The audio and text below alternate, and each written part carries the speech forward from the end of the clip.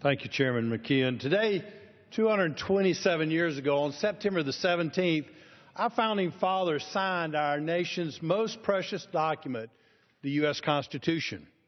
Article 1, Section 8 of the U.S. Constitution states, Congress shall have the power to declare war. The President does not have that power, only Congress. Congress gives our President the power to defend our country. However, that authority remains subject to checks and balances, particularly by this body.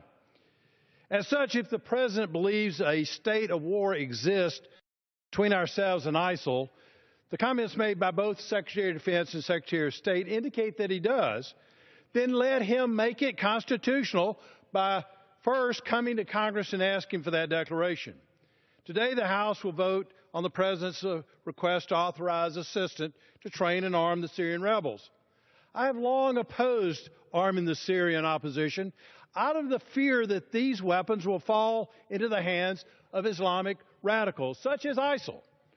Rather than supporting relatively unknown opposition groups in Syria to battle these forces, the Islamic State, we must instead turn to our long-standing allies, the Kurds. The Kurds have shown repeatedly that they have the capacity, the tenacity, and the will to stand up to ISIL. With our support, the Kurdish Peshmerga, together with the Iraqi security forces, will be able to successfully annihilate the evil forces of ISIL.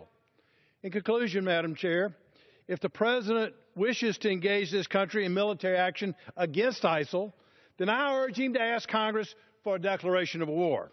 Therefore, I ask my colleagues to join me in opposition to this amendment, and I yield back.